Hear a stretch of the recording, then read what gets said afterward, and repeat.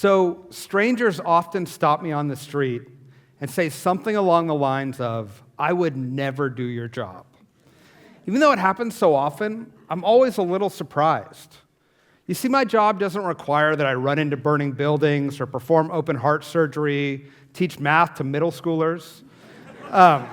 My job has actually relatively few qualifications. As you can tell from the suit, I'm a politician. So recently I asked people, why? And their answers aren't surprising given the state of our world. They see politics as mean. They see governmental action as incremental at best or completely broken at worst. They hate the attacks, the win-at-all-cost partisanship. That I would voluntarily spend my days in endless meetings making the compromises necessary to pass laws is incomprehensible. That I would campaign to do it by putting my name on a ballot, knocking on doors, raising money, is a sign to them and my wife of my mental instability. But I get it, and I see when I watch national politics, whether it's here or anywhere around the world, I watch it with the same dismay. We are watching democracies around the world break. We are seeing our institutions being torn down by big-moneyed interests and the politics of division, disinformation campaigns that play to our anger and our fear and our hatreds. And it's terrifying because when we lose our democracy, we're going to lose our institutions and our ability to solve the problems that we need to solve. It's also made serving an elective office at the national level a miserable and futile experience. But for me, at the local level, and for thousands of local officials like me, there's never been a better time to be in elective office if you want to address challenges. Thank you.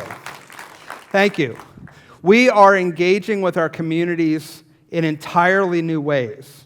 We're solving problems that is not happening at the national level, so by opportunity and necessity, we are taking on big issues. We're taking on climate change.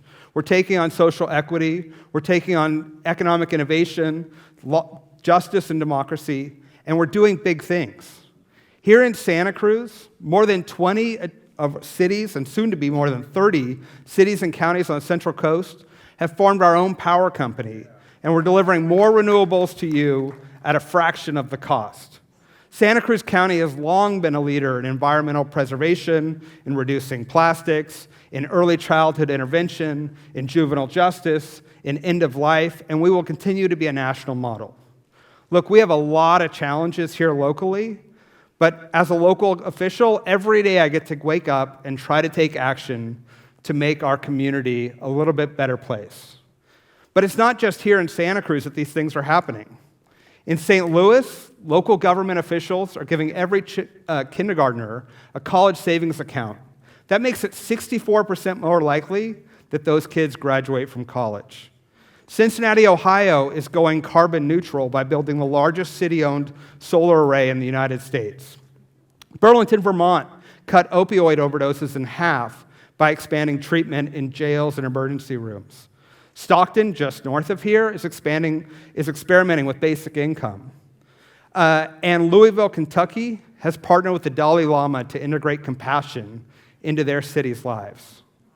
Other communities are trying innovations with public arts and livable neighborhoods and walkable streets.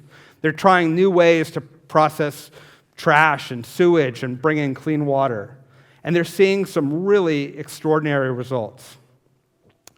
And the coolest thing about all this is that when these communities do great things, or when we do these great things here in Santa Cruz, we share these ideas.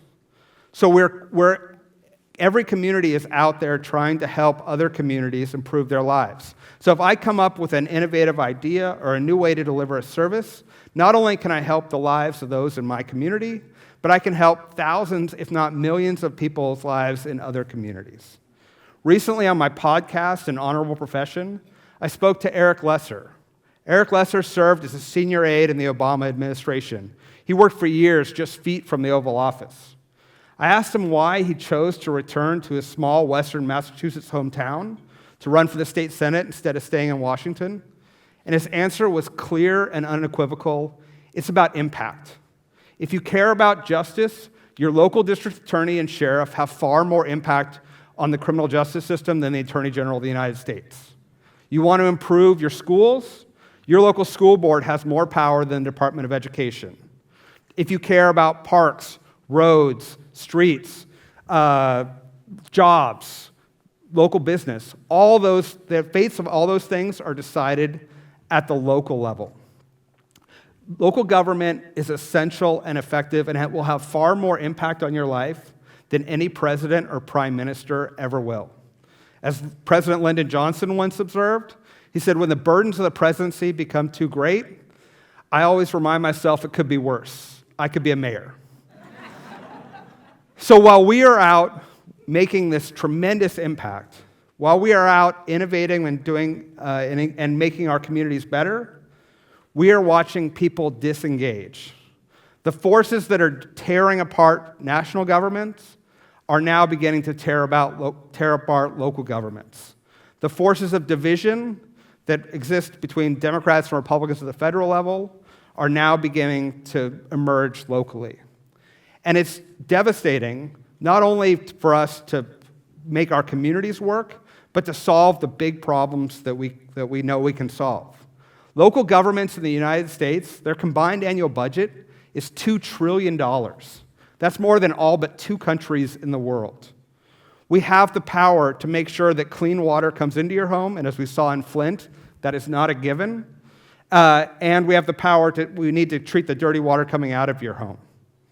We need to make sure that we are the agencies that you call and that we respond when you are the victim of a crime, when your house is on fire, when a natural disaster occurs.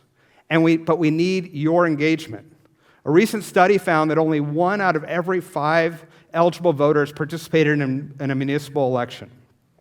We're watching cities and school boards struggle to find people who will run and serve on their boards. We're watching the local news disappear so that we can't talk about our issues with our citizens.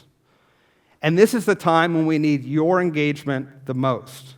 We need your energy, your time, your love, your hope, and we need you to engage in local democracy.